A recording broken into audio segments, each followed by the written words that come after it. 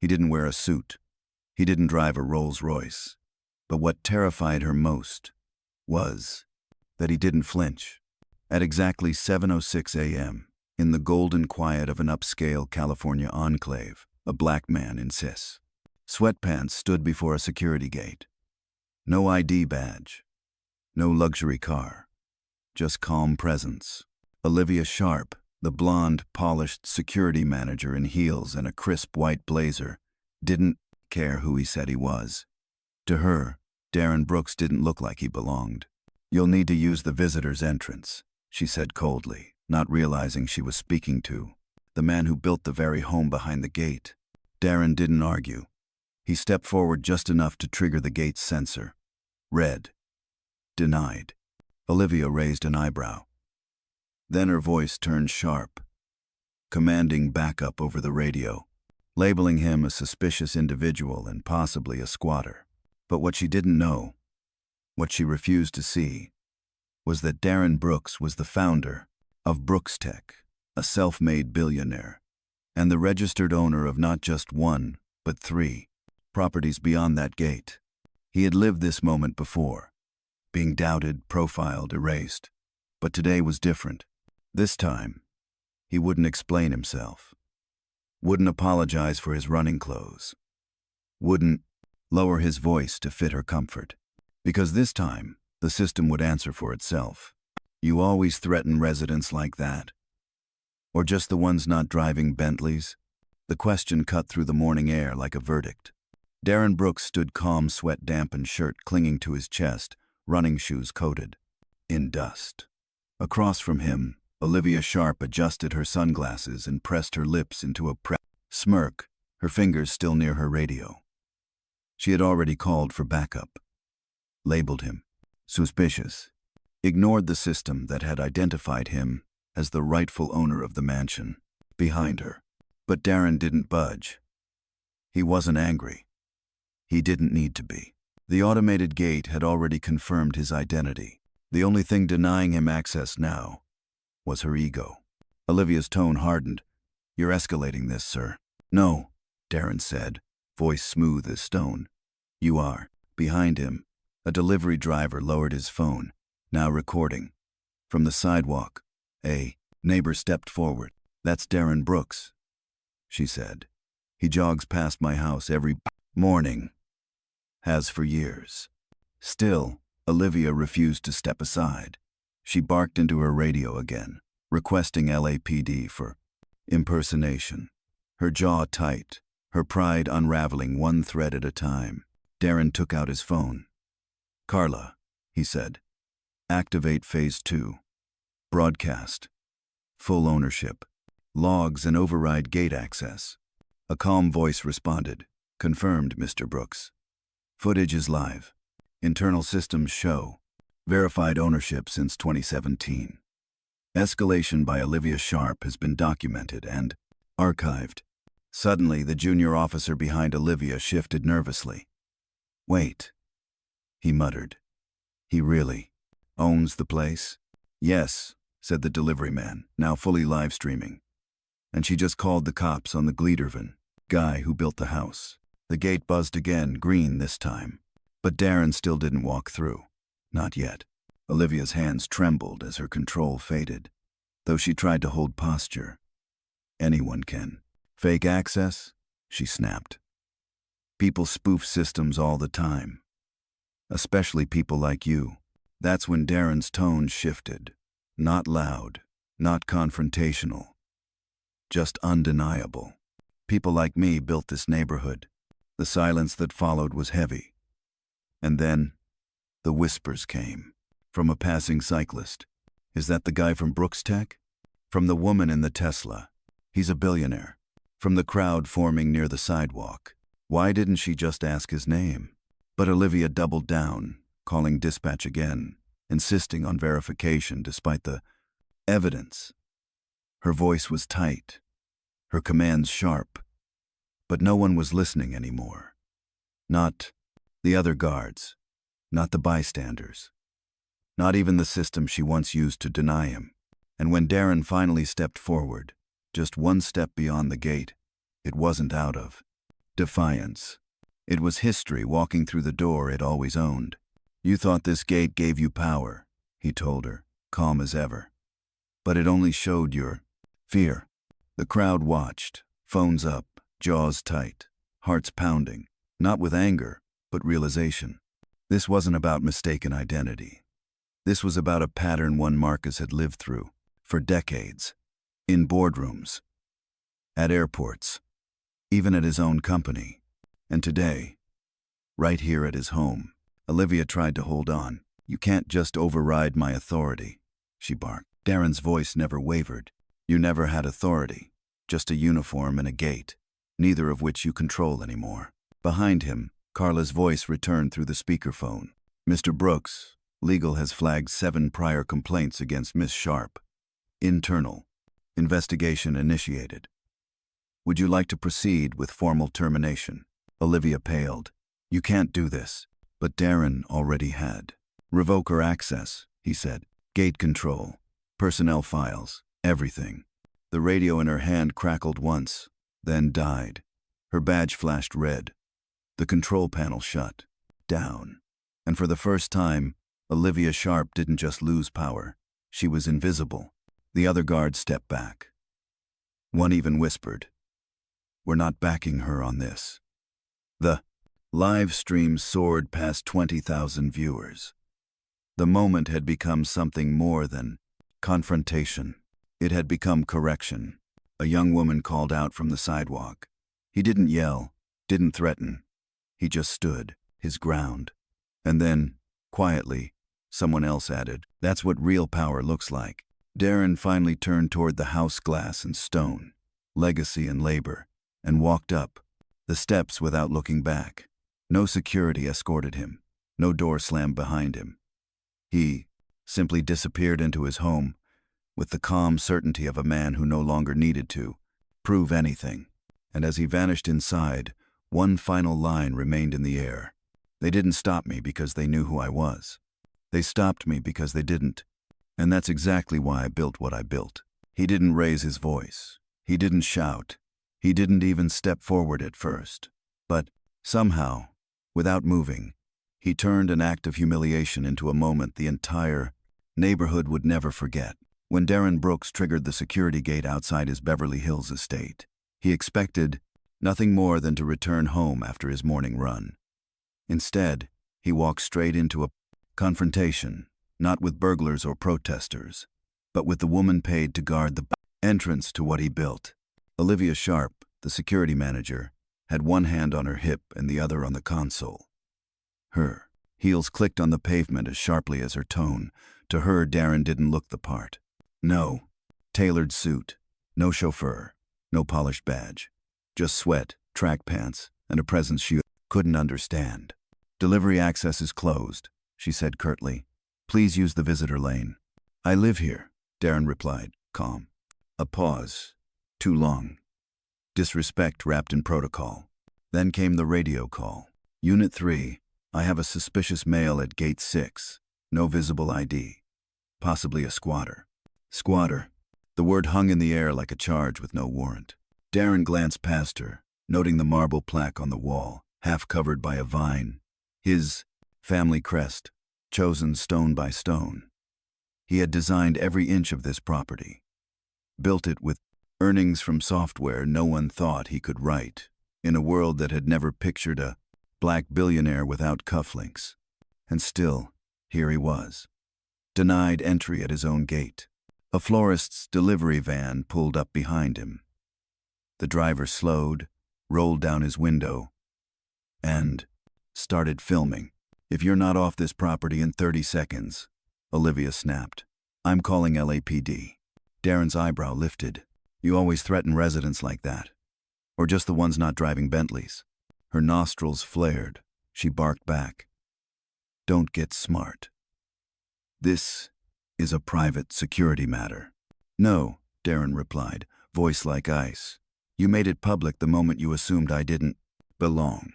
By now, the florist had gone live. His camera captured every blink, every tightened jaw, every word. Across the street, a jogger stopped. Then a woman in a Tesla. then a barista on her way to open the cafe. Word was spreading. Something was happening at Gate 6. Olivia tried to hold her position, calling backup again, faking codes into her radio. Darren didn't move. Instead, he calmly took out his phone and said, "Carla, initiate Phase 2. His assistant's voice came through clear. "Confirmed, Mr. Brooks. Ownership verified. Gate logs open. Security escalation. Bystanders. One by one, the power Olivia believed she had slipped through her fingers. Still, she clung to pride. Anyone can hire someone to pretend on the phone. Then the gate buzzed. Green. A computerized voice echoed from the speaker above. Override successful. Darren Brooks. Primary resident. Access. Confirmed. The crowd stirred. The florist whispered, "Yo." But Olivia wasn't done. "Override or not," she said through gritted teeth, "you're not walking through." One of her own officers shifted behind her. "Ma'am, if the system confirmed him." I said not yet, but it was too late. The moment was already out of her hands, and in everyone's phones. Then Darren said the words that shook the crowd. "People like me built this neighborhood." And suddenly, silence. Not because people didn't understand, but because they did. Another neighbor stepped forward. "He's walked this street every day for years. I've seen him, jogging past my place." Phones went up. Comments poured in. The live stream ticked past 3,000 viewers, then 6,000. Still, Darren didn't raise his voice. When Olivia ordered LAPD to be dispatched, Carla responded through Darren's speaker. "Call intercepted. Legal is monitoring." Olivia Sharp flagged. 7 prior complaints. Pattern. Confirmed. Olivia's posture cracked for the first time. "You can't just override me," she said. Darren tilted his head. "You never had authority, just a badge and a radio. Neither of which work now." The Tesla driver whispered, "This isn't about entry, it's about race." And it was. Because Darren Brooks hadn't been locked out by mistake, he had been profiled. Again. The same way he had been in college, in boardrooms, at tech expos, and now on the front steps of his own legacy. More cameras rolled. Another woman whispered to her daughter on FaceTime, "That's him. That's Darren Brooks. He built this block." When Carla asked for final confirmation, Darren's voice was still level. "Terminate Olivia Sharp's access. Building control. Gate privileges. Communication lines." A buzz. A flicker. Her badge turned red. The console powered down. The radio in her hand died in silence. The officers stepped away. Not from duty, but from her. And Darren stepped forward. Not because he needed to prove anything, but because he always could. The florist panned his camera wider, narrating. "She tried to lock him out, but he owns the land." And then the line that stilled everyone. "You don't evict power from its own home." Darren didn't pose. He didn't gloat. He just walked through the gate like gravity had waited for him to lead. Because that's what he did, reclaim space without violence, reclaim dignity without asking. And the message was clear, not just for Olivia, but for anyone watching. Presence isn't granted. It's claimed. If you're so important, where's your ID? Your badge? Your driver? The question echoed off the marble walls like a challenge. But Darren Brooks didn't flinch. He didn't reach for his phone. Not yet. Because this wasn't about proving himself. Not to someone who never cared who he was, but only how he looked. It was 7:11 a.m., and Darren had just finished his 5-mile run through the tree-lined streets of the Beverly Hills enclave. No entourage, no car, just sweat on his brow, a cracked phone in his waistband, and a calm presence that unsettled Olivia Sharp, the gate supervisor who assumed power came in suits, not sweatpants. She called for backup, labeled him a suspicious individual, called him a possible squatter. The only thing he'd done? Step forward. "I live here," Darren had said. But to Olivia, the uniform gave her power. Her radio felt like a weapon. And her assumptions, like truth. She performed for the cameras that hadn't even gone up yet until they did. The florist behind Darren was the first to raise his phone. Then a woman in a Tesla, a barista, on her morning route. Because what started as a private security issue was now something else. A ritual too many had seen before. One where a black man had to prove not just his address but his existence in a space he owned. Still, Darren didn't raise his voice. When Olivia demanded credentials, he didn't argue. He simply reached for his phone, dialed a single number, and said calmly, "Carla, activate Protocol 7. Within seconds, a voice responded, "Confirmed, Mr. Brooks. Ownership override in progress. Gate access logs opened. You are the primary resident of lots 114 Ampere, 114B, and 115. The gate buzzed. A green light flickered. The system had spoken, but Olivia Sharp wasn't ready to give up control. "Override or not," she snapped, "you're not walking through unless I say so." That's when everything changed. The crowd had grown. Phones were recording. One officer behind Olivia whispered, "Ma'am." If the system cleared him, she cut him off. But the unraveling had already begun. "People like me built this neighborhood," Darren said quietly. And the crowd went silent. The woman in the Tesla gasped. The florist muttered, "He built it?" A jogger called out from the sidewalk, "He's out here every morning. I've seen him for years." Still, Olivia stood firm. But this wasn't about her anymore. Carla's voice returned through the Askir speaker, loud enough for all to hear. "Olivia Sharp has been flagged. 7 prior complaints. Legal review initiated." Now even her own team stepped away. Her badge flashed red. Her console went dark. She pressed buttons. Nothing. The system had moved on without her. Darren remained still. Not smug. Not victorious. Just centered. And then the florist said the words that would go viral. She tried to guard the gate, but he owns the land. Even now, Olivia tried to recover. "I didn't know who you were," she said, voice shaking. And Darren's reply was the moment that cemented the story. "That was the problem. You didn't ask." He wasn't looking for revenge. He wasn't here to embarrass anyone. But he wasn't going to be erased either. Not this time. He walked forward, not rushed, not angry, just present. Each footstep echoed like punctuation on a sentence he had waited years to write. When he passed the threshold, the crowd didn't cheer. They didn't have to. Because it wasn't a celebration. It was recognition. Later, when a local reporter asked him what he'd say to others who've been treated the same way, he simply said, "They didn't try to stop me because they knew who I was. They tried to stop me because they didn't. And that's exactly why I built what I built." And then the final line, "You don't evict power from its own home." That quote circled the internet within hours. Millions watched the clip.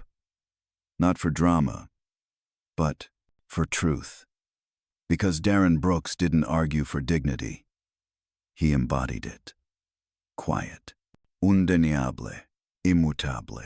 And long after the phones lowered and the street returned to silence, Olivia Sharp was left, standing alone, not because she was overpowered, but because she mistook her position for authority and his silence for permission. Darren never raised his voice. He never had to. Because presence, not performance, is the loudest kind of power. The gate said his name, but she still said no. That line would trend hours later. But at 7:18 a.m., it was still just a quiet war at the foot of an 18. Iron Gate.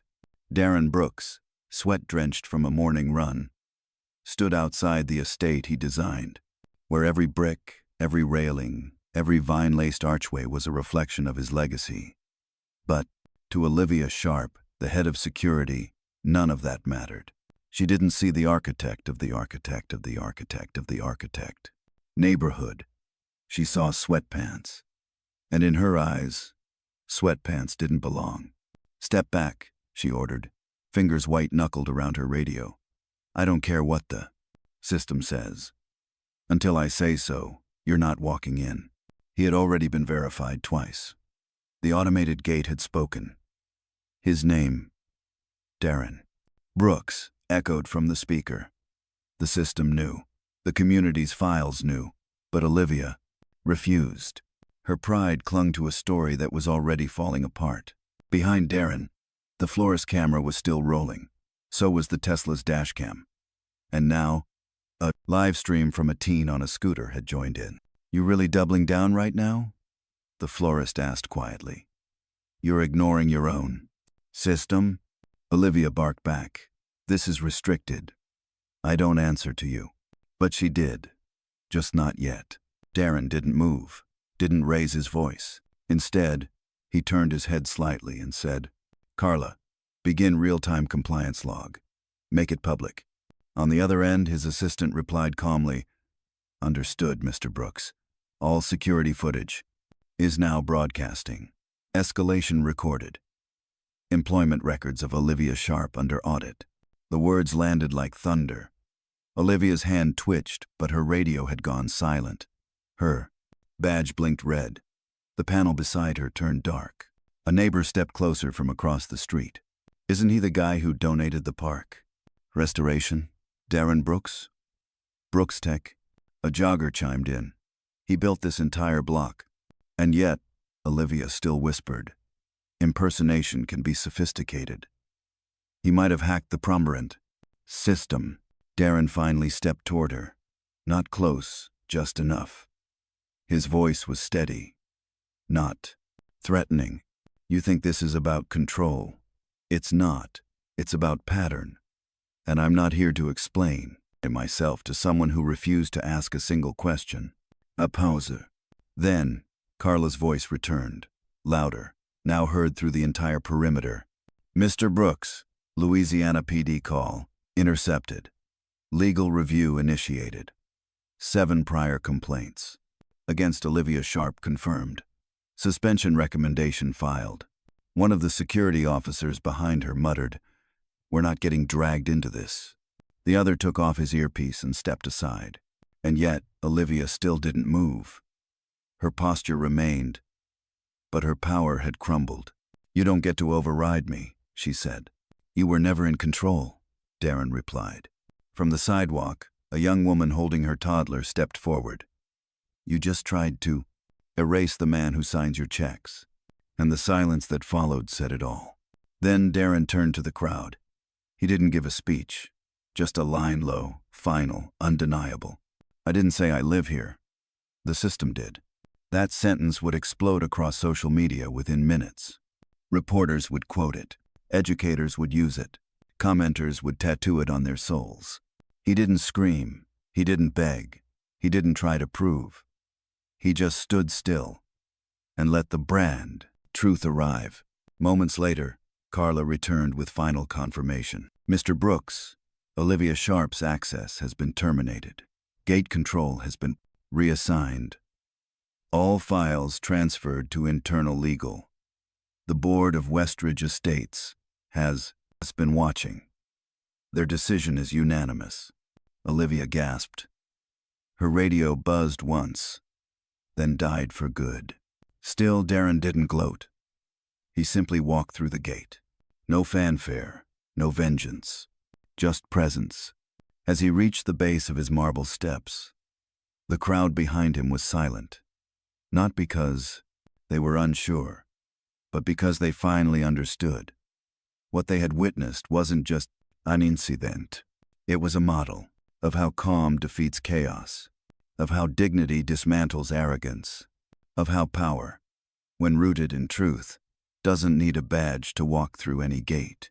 And as Darren turned to face the community, his community, a reporter's voice rang out. What would you say to anyone watching who's been through what you just experienced? Darren paused. Then, with the kind of composure you only earn through years of being doubted, he said, They didn't stop me because they knew who I was. They tried to stop me because they didn't. And that's exactly why I built what I built. Then came the line that went global. You don't evict power from its own home. And with that, he disappeared into his house. No guards. No words. Just quiet, solid, earned, ground beneath his feet. She still thought the badge gave her power, until the badge blinked red. At first, it was just another quiet morning in Beverly Hills, the kind with jasmine in the play, breeze and expensive silence in the air. Darren Brooks had finished his daily 5-mile run, breathing steady, sweat darkening the collar of his shirt. He walked toward the private gate of the estate he built stone by stone, code by code, with money earned from ideas no one thought a man like him could have. He didn't expect a welcome committee, but he also didn't expect a war. "Sir," came the clipped voice from the security booth. "Residents use the side gate. This entrance is for deliveries and verified vehicles only." She stood like a statue carved out of ego and assumption. Olivia Sharp, head of security, wore her white blazer like a shield and spoke through sunglasses that blocked more than sunlight.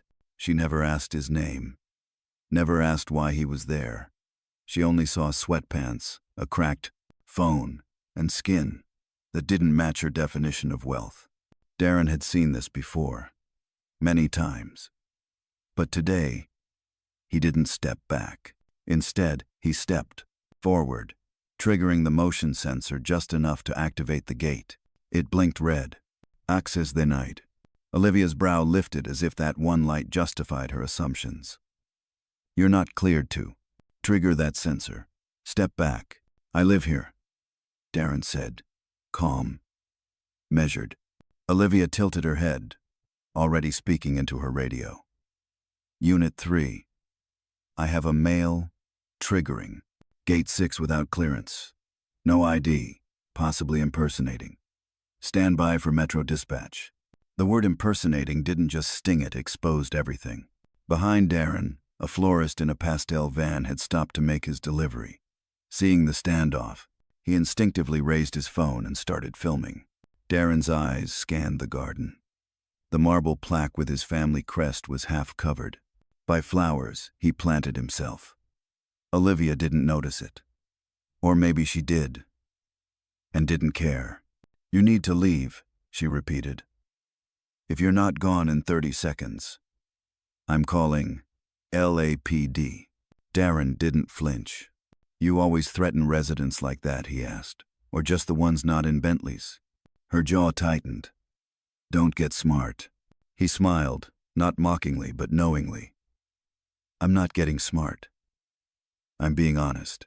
By now, others had stopped. A jogger paused on the sidewalk. A woman in a Tesla slowed her car. The florist's live stream was growing in viewers. When Olivia said, "You look lost," Darren simply replied, "I told you. I live here." She rolled her eyes, "And I moonlight as a princess." Then Darren did what changed everything. He took out his phone. "Carla," he said, "activate Protocol 7, override entry and confirm ownership." His assistant's voice was clear, clinical, unshakable. "Confirmed, Mr. Brooks.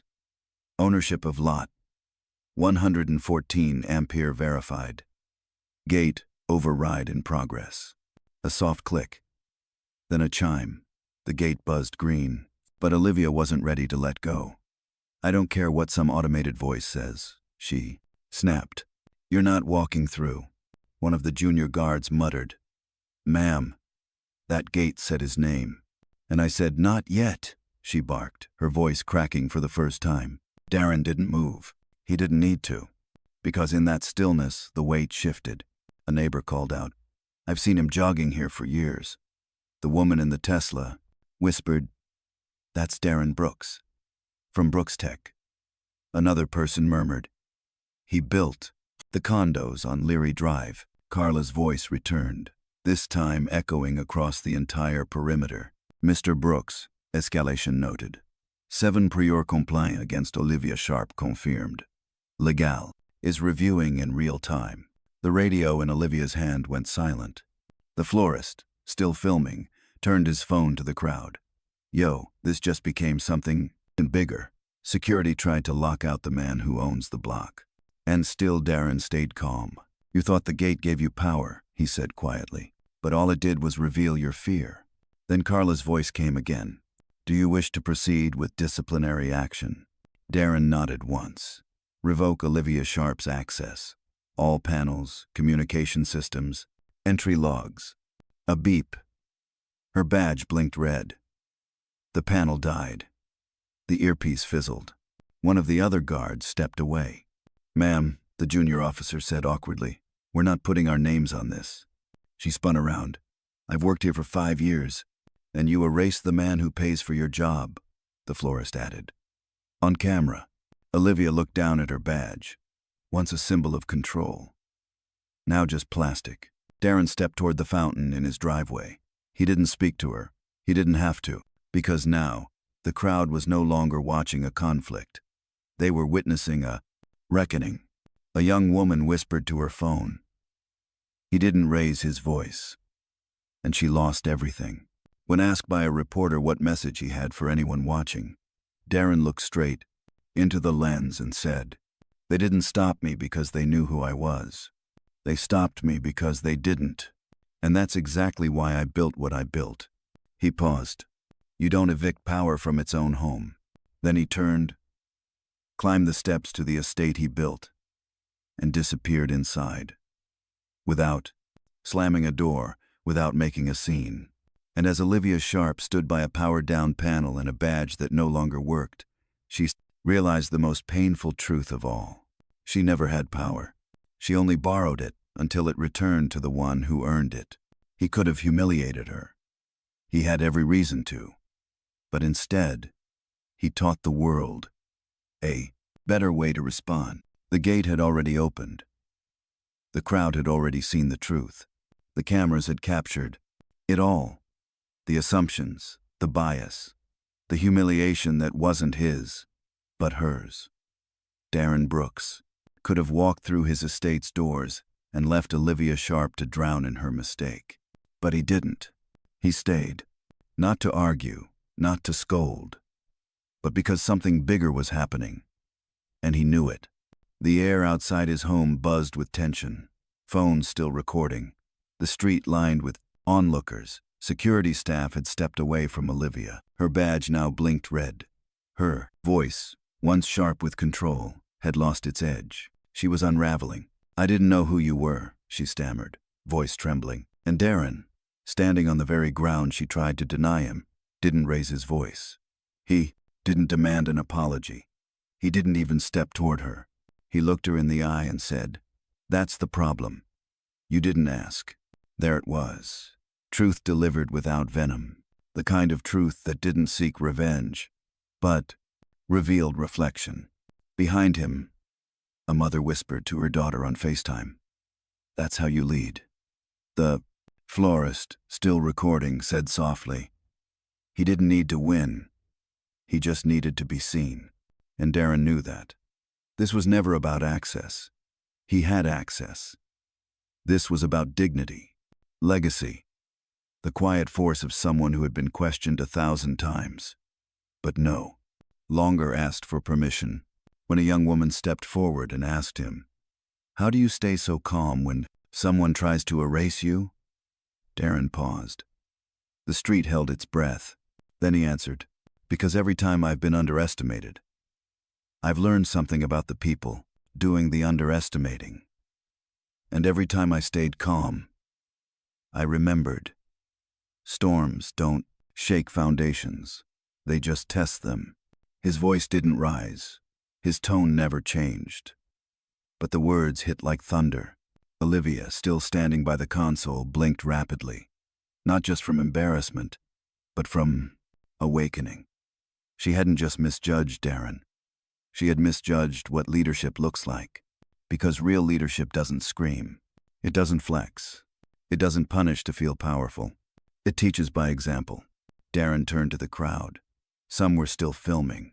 Others had simply lowered their phones, now fully present. They weren't watching a rich man defend his home anymore.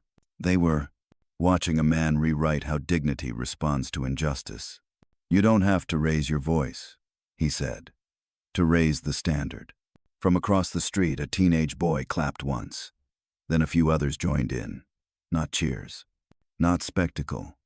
Just soft, steady applause recognition. The florist turned his camera to himself and said, "That's how you lead without yelling. That's how you fire someone." Without ever saying the word. Fired. But Darren hadn't set out to fire anyone. He set out to remind everyone that presence itself, calm, clear, grounded, is power. The kind no uniform can give. The kind no assumption can deny. He turned back toward the house, walking slowly, not triumphantly, but intentionally. With every step, he reclaimed something deeper than land. He reclaimed ownership of the moment. The crowd didn't erupt. They simply watched, respectfully, reverently. As he reached the steps, he paused once more and looked toward Olivia. Her shoulders had dropped. Her radio now silent. Her words gone. There was no performance left in her. Only realization. And Darren didn't gloat. He offered one last sentence, not just to her, but to the world still watching. You don't need permission to walk in your purpose. You only need the courage to stop, apologizing for being there. He turned, disappearing into his home. Not with a slam, not with a wave, just a calm, sure step through the threshold he had earned. And as the sunlight caught the stone walls behind him, the message remained, not in the volume of his voice, but in the stillness of his stand. Because Darren Brooks didn't seek to punish, he sought to elevate. And in doing so, he gave everyone watching something they didn't expect from a confrontation at a gate. A masterclass in grace. He didn't raise his voice. He didn't wave a title.